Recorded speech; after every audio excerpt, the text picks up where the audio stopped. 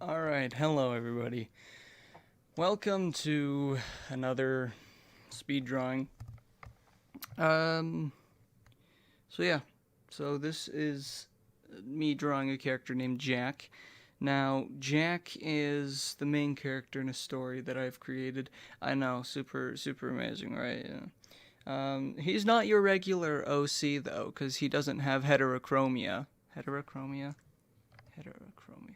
He doesn't have different colored eyes, like literally every single OC out there. Yes, he actually has normal eyes. You see, I'm just kidding. Okay, I'm not hating on other OCs that have heterochromia or whatever it's called, the different colored eyes. I'm not hating on any OCs that do that, but there's a lot of OCs that do that. So, Jack, he's a normal office worker in my story called The Ones Who Follow. I'm not going to tell you, I'll tell you the brief script of it. Basically, the story follows a guy named Jack who has a ghost that follows him everywhere, though Jack doesn't know this, and that ghost is called a follower. Now, followers follow, obviously, they follow their hosts. It's a mutual kind of thing. The ghosts don't benefit from it, but the humans. It's what is it? The ghosts don't benefit from it, but the humans benefit from it. So basically, the followers they try to help their host as much as possible. Now, Jack has this. Jack has this person following him.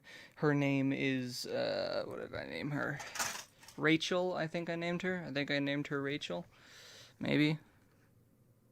Yeah, her name's Rachel.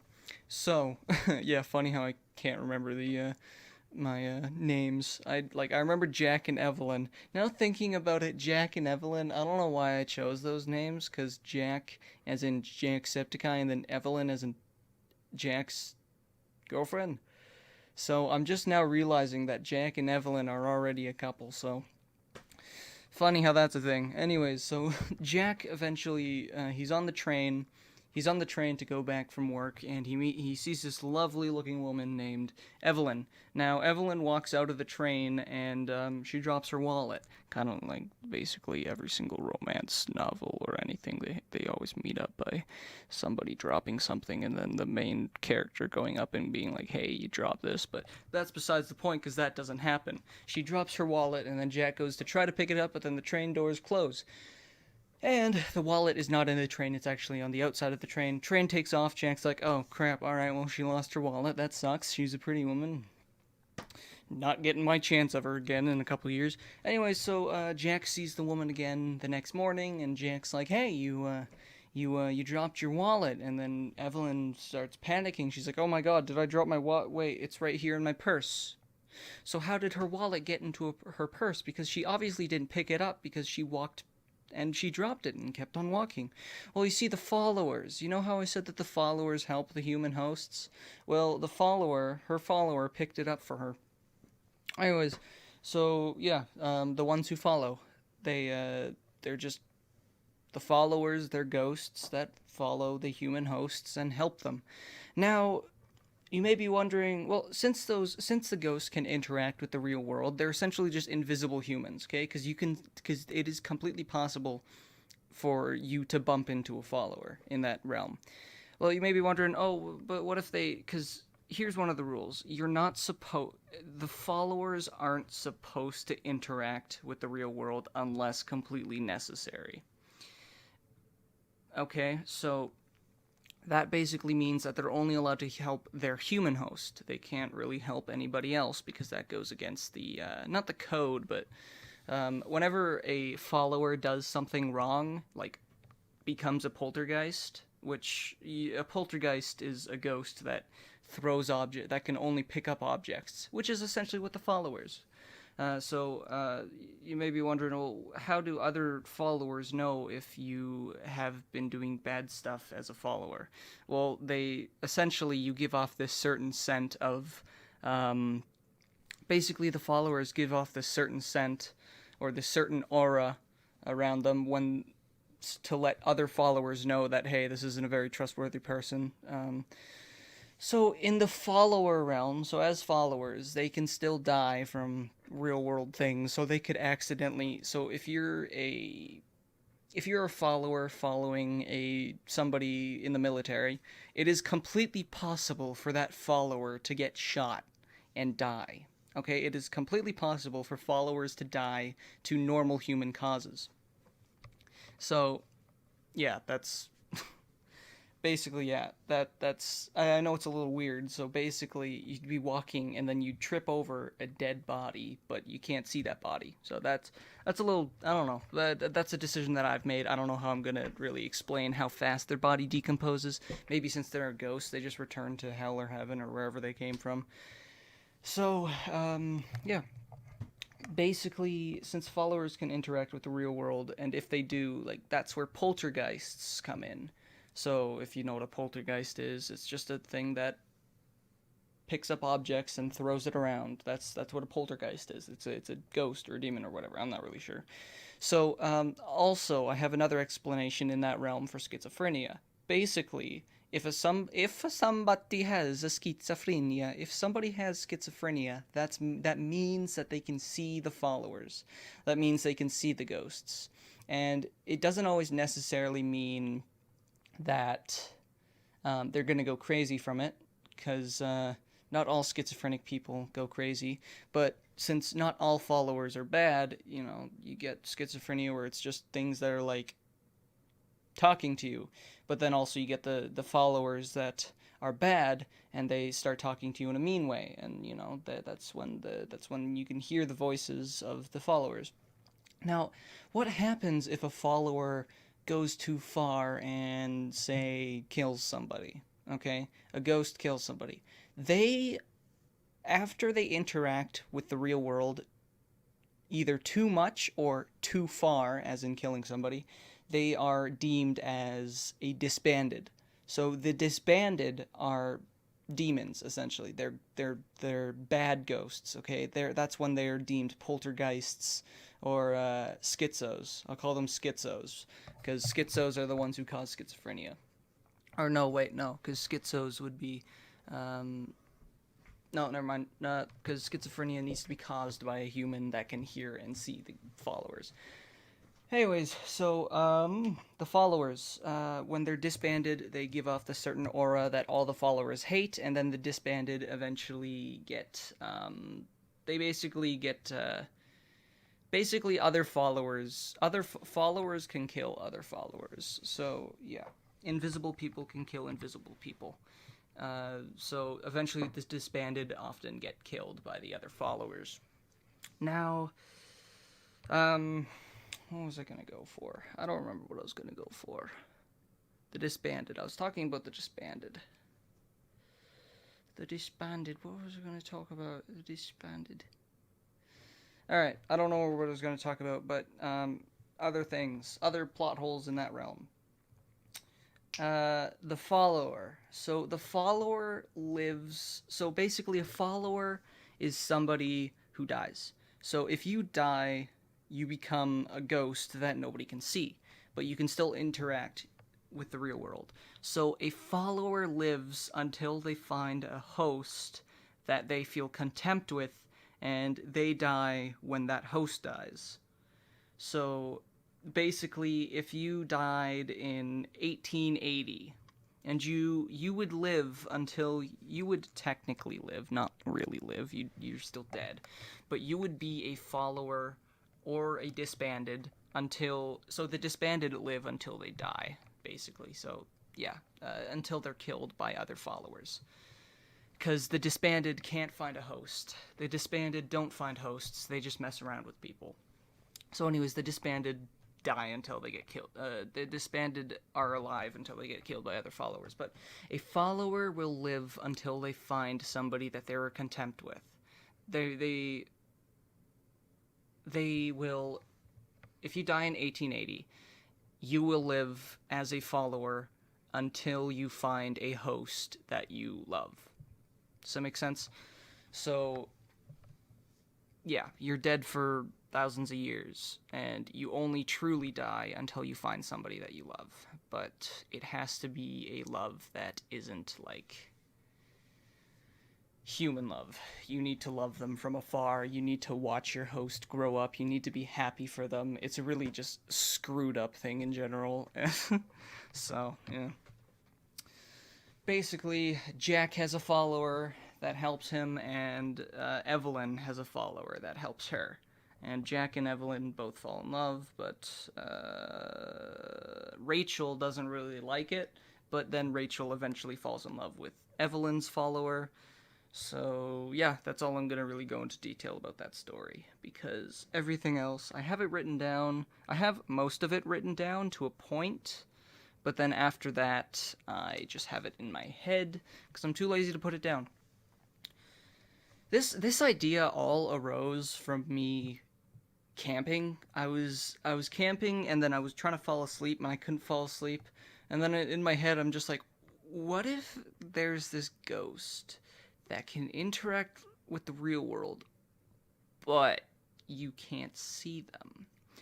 And they have a certain set of rules. So the first idea that came to my mind that I'm probably not going to put to paper, or it's going to be like a sub-story of like 5-10 pages.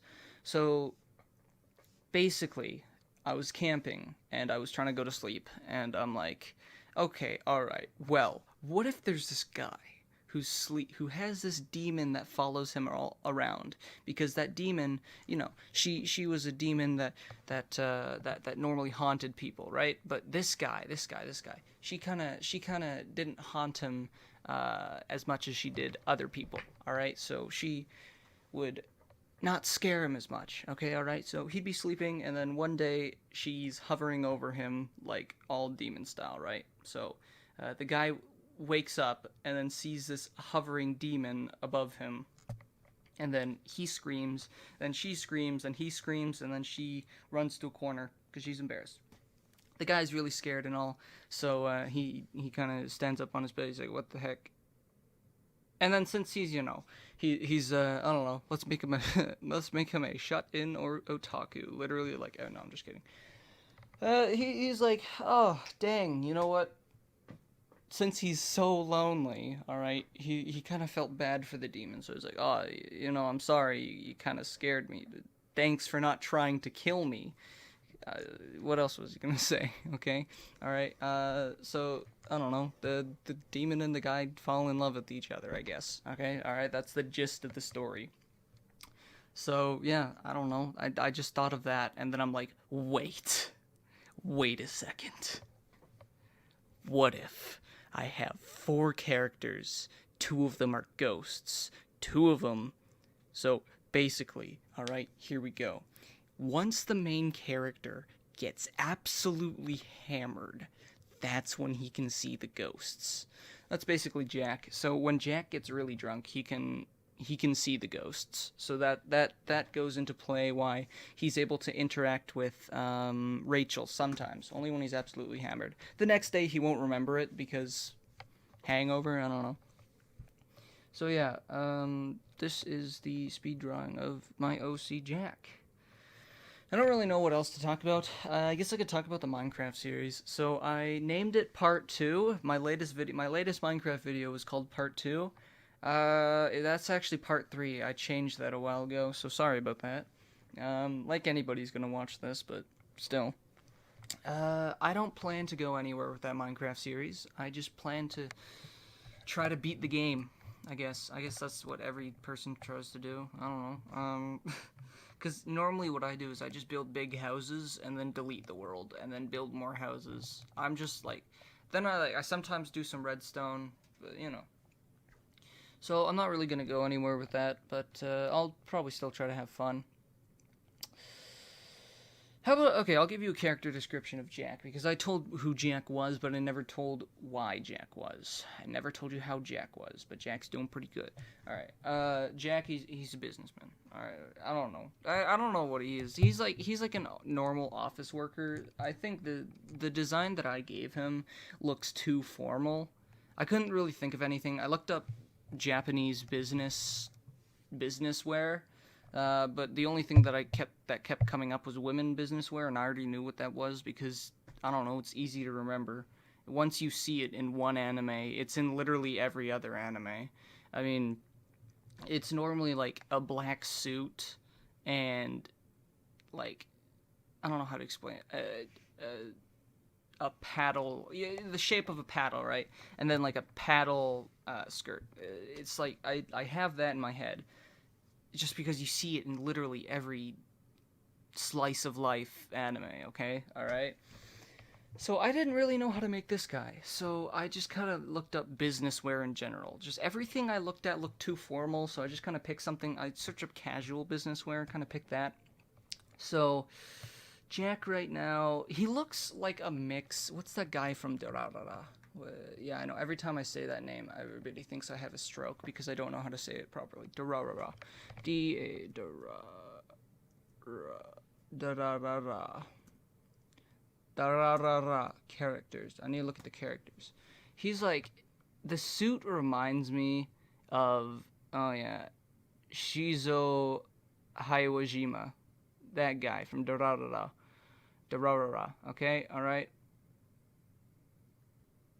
So he reminds me of Shizuo, and a mix of Sebastian from Black Butler. So he reminds me of that. The hairstyle kind of reminds me of Shizuo. I haven't watched that. I haven't watched that ever since I finished season 1 and part of season 2. I don't remember what's going on in that. I don't remember why. Like, I have no idea what's going on in that anime. Like, I watched it, and then, like, the only thing that I remember out of it was there was this guy who apparently had no limits, and that's why he was super strong. And then there was this girl that was, like, called a parasite throughout the entire series, and then eventually just became a demon lord. I don't know. I have no idea. And then there was this headless horsewoman biker thing. That's all I remember out of it, really. So, yeah. Okay, I'm going to explain the other characters, because I haven't drawn the other characters yet. Jack and Evelyn are the only characters that I know how I'm going to make their clothing style, because they're just business people. Okay, they're just businessmen and women.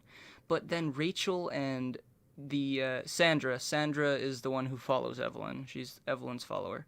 So Sandra, I don't know what to give Sandra and Rachel, because they're ghosts. I don't know when they died. I don't know when I want to put them when they died. So I don't know what kind of clothing style I want them, because this place takes place in Japan. All right, cuz it's a manga. I don't know. So I was thinking I could give Sandra no, if I was gonna make it Japan, I would need to give Sandra some sort of whatever. No. I was thinking of making Sandra in like some traditional Japanese clothes, but I'm like, but that doesn't really fit the character description, because Sandra is how do I explain this? Her hairstyle is remnant of Rem. All right, she's from ReZero, so I took inspiration from ReZero, so her hairstyle, great, I'm going into a nutter accent, sorry about that, lads. Her hairstyle is remnant of Rem's. So it's been inspired by Rem's, and so basically, Sandra's slightly bit of a lolly, but that's something we can skip over. Sandra is that kind of person, so yeah, I have no idea what kind of clothes I'll give her. I don't know, maybe we'll make her a maid, kind of like Rem, but then I don't want her to be exactly like Rem, because then people are going to be like, oh my god, you copied from ReZero. So yeah, I don't know what kind of hair, I don't know what kind of clothes I'm going to give Evelyn, because I don't know what fits her. I don't know, the Japanese schoolgirl outfit? I guess I could fit her. Yeah, it probably could fit her because she's so small. So then Evelyn. Evelyn here, her hairstyle is complicated, dude. I somehow made a complicated hairstyle. I made a really complicated hairstyle. I don't know how I'm going to recreate it. I might have to put in a few changes here and there, because I don't really understand it. I don't really understand how to make that hair. I don't know how to make Evelyn's hair on any other angle other than facing front. Because there's this little fold in her hair that's at the back that basically meets up with her her hair that she tucked behind her ear. I'm not sure how I managed to make a hairstyle so complicated that I can't recreate it, but hair is just so confusing, man. It's so confusing. I don't know how to do it. I know how to do it. It's just, ugh, her hairstyle. I don't know if you could see it in the video, but dude, I made it I'm not really happy with it. I'm happy with the front hairstyle, but I'm not happy with the side view hairstyle. So basically, when I did my quote-unquote character sheets, okay, Jack here, so my OC drawing of Jack, alright, that's just a front-facing view, okay? I'll probably do a side view in like a year, okay? Because that's just my drawing habits. I wait forever to draw. So, basically, Jack here, so basically for every character face that I've done, okay? For character faces, what I've done is I've done a front view and a side view. And the side view just kind of helps me with understanding where the hair is going to be and how it needs to look for the front. Now, what I normally did was I started off with the side view and then did the front view. Now, with Evelyn, I did the front view and then the side view. I made some really fancy looking hair for Evelyn on the front view, but then the side view, it's a little messed up. It's not as good as, it doesn't look as good as it does from the front view. Now, Evelyn's hair is, so everybody's hair is inspired by somebody. Besides Jack's. Jack's, I didn't really have any inspiration for hair. But, Rachel's hair was inspired by Hudo Isei's from High School DxD. Her hair was inspired by that. Jack's wasn't really inspired by anything. Sandra's was inspired by Rems, and then Evelyn's was inspired by a YouTuber animator named, where is she? Just the little part of her hair that goes behind her ear. That part was inspired by Cuddle. She's an animator who just posted something a week ago. Her upload schedule is as good as mine. No, just gonna say that. Her upload schedule is as good as mine. But I can see why, because, you know, she has, like, you know, animating what I believe she treats animating as what I treat YouTube, as just something that she feels like doing or something that she needs inspiration to do, because I remember in the description for her Q&A meme was like, hey, yeah, sorry, I haven't posted in a while, yada yada yada, I just haven't found the inspiration. That's basically me with anything on YouTube. So, yeah, go check her out. Cuddle is Cudil. She's a pretty good animator. I can't animate, so, yeah. Her hair is what inspired me to draw Evelyn. Okay, wait. I need to check this out. Is it Rem or Ram that I took inspiration from for hair? It's Rem's. Okay, alright. Because if she's facing towards you, then she has that little part that covers her eye on the... Yeah, okay, alright. Yeah. Alright. So, I think I might just leave it off there, because I have nothing else I want to talk about. There's nothing else... you know what, no, I might post some For Honor videos, just because I can, and just because I feel like it. I don't know. Just because I wanna show you how horribly skilled I am at that game. They did do a lot of updates to it. They basically... Computer players have it easy. I'm pretty sure that For Honor, I'm pretty sure that Ubisoft only listens to the PC players of For Honor, because oh my god, dude, they updated the game, and it's like the game is more read based, which means you need to predict your opponent rather than react to your opponent. So they made it a prediction-based game, so that the only people that would be good at it were Lemelian and All Might's sidekick. I forgot his name. But, like, you seriously need to predict your opponent. And it's easy to predict your opponent until they stop doing the thing that you're used to them doing. They said that they did this, or at least what I heard, they said that they did this to get more players into the game, but I believe that I don't think that making the game more complicated will get your game to get more players. That made no sense to me, where they were like, hey, let's just completely change the parry timing for light attacks. Okay, you know what? No, here, the funny thing is they're like, we're going to get rid of the light spam meta. Okay, you're no longer going to light spam, and now we're going to change the parry times for light attacks. Does that make any sense to you? They're like, no more light spamming. But then they're like, we're changing the parry times, okay? So that it's harder to parry light attacks. Does that make sense? Does that make sense? Here, okay, so they changed the character named Orochi. They changed Orochi so that his light attacks are about as fast as Warden's left light attack to right light attack. Okay? But then they changed the parry times for literally everybody's light attack. Okay? If the game was already fine before you had that update. The game was already pretty much a read-based game. Okay? I could never react to anything. Okay? I always read my opponent. No, actually, wait, no.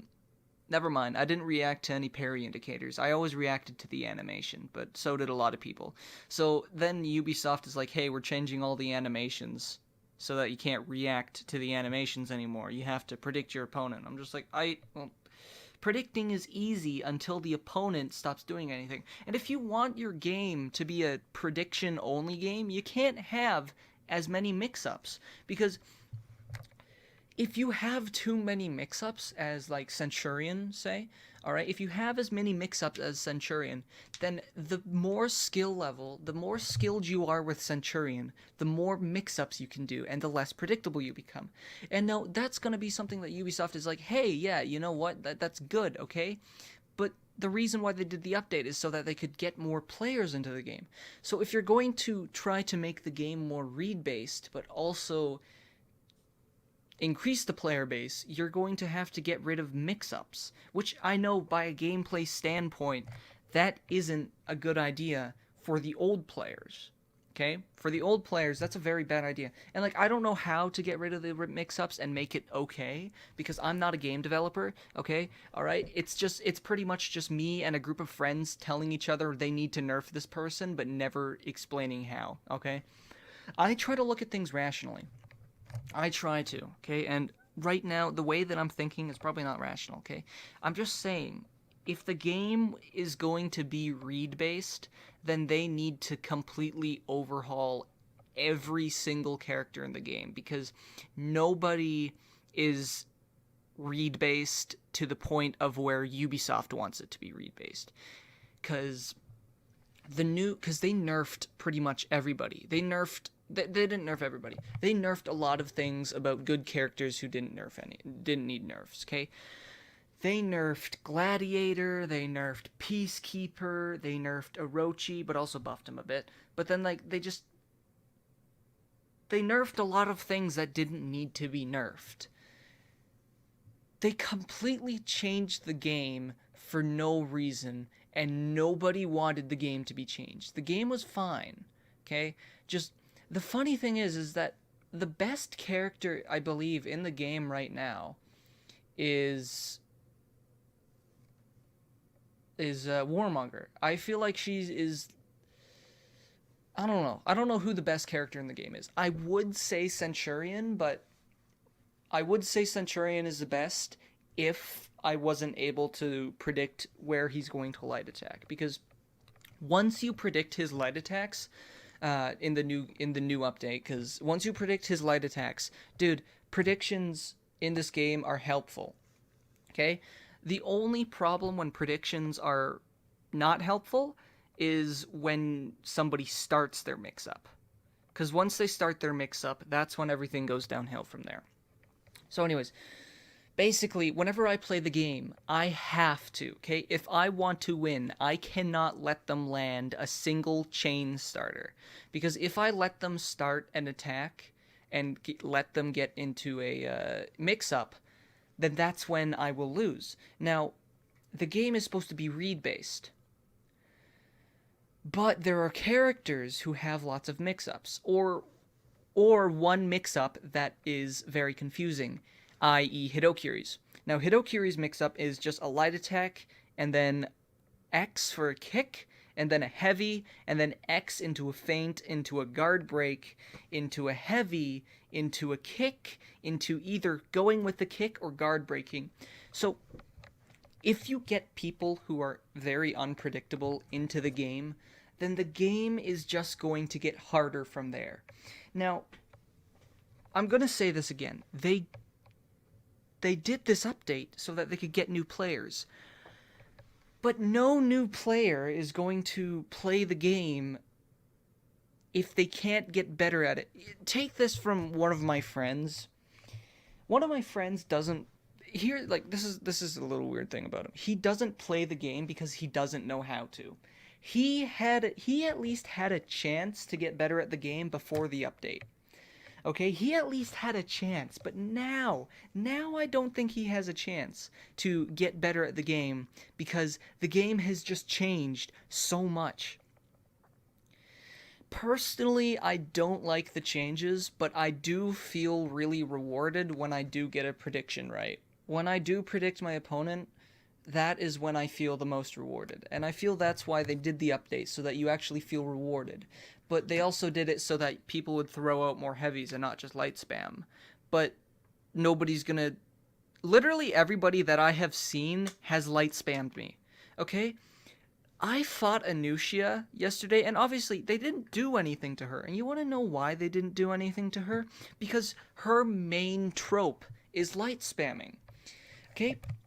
If you're going to get rid of the light spamming meta, then you need to completely rework every light spamming character.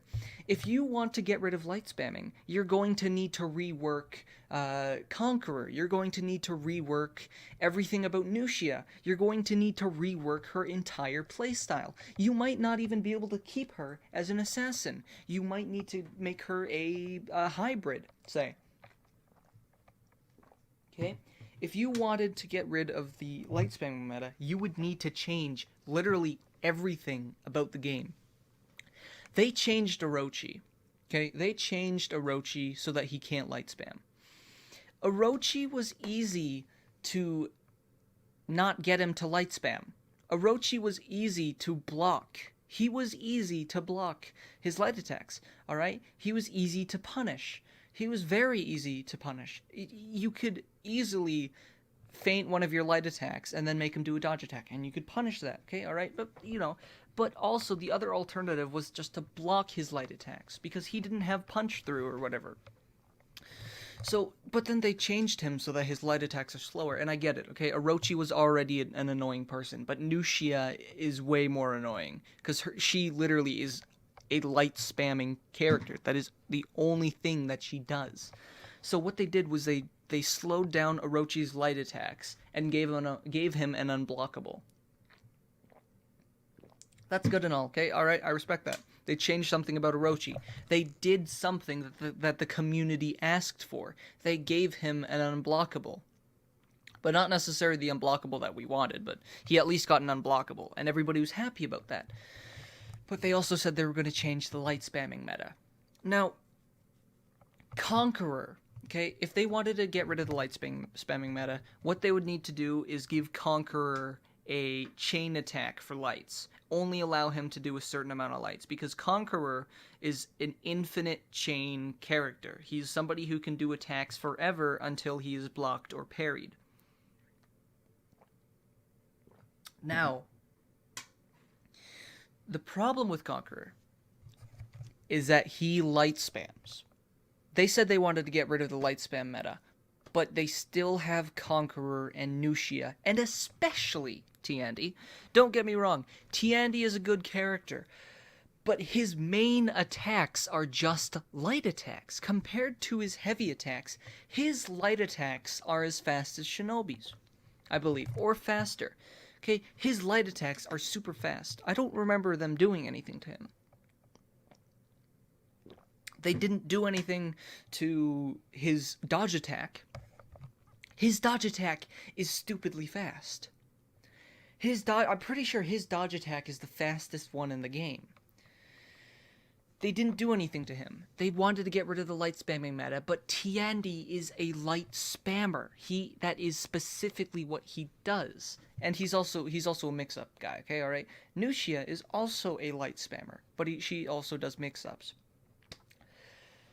So, I believe what they did is that they made it so that the only light spammers that didn't get nerfed were ones that did mix-ups, because Nushia, she has a heavy trap that, well, traps her opponents.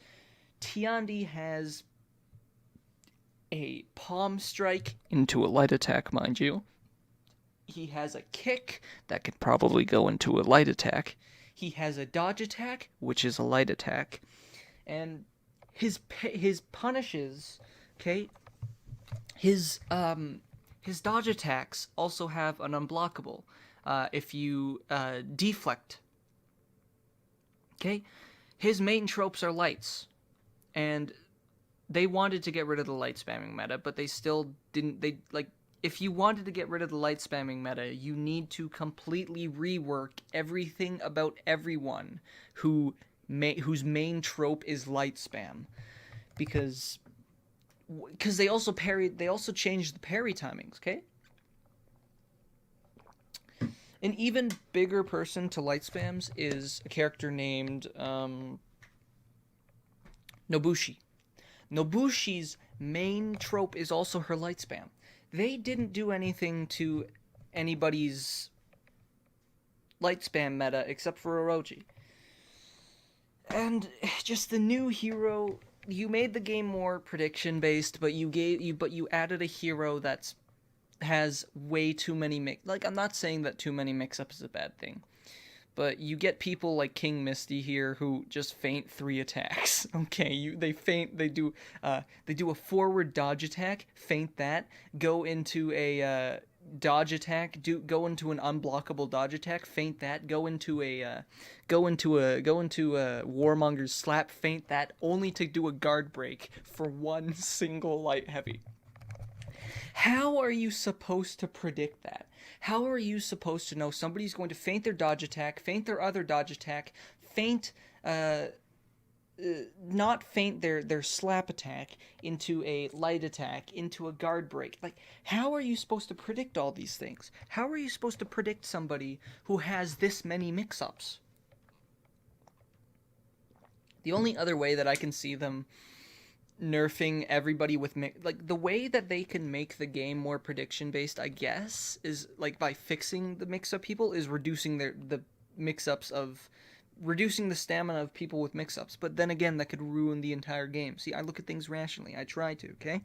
Alright, but these are the ways that I'm seeing, and a lot of the ways that I'm seeing aren't working. I like how this was like a drawing video, but then it just turns into me ranting about For Honor. But yeah, the game, it's still fun, okay? The game is fun when you're good at predicting things.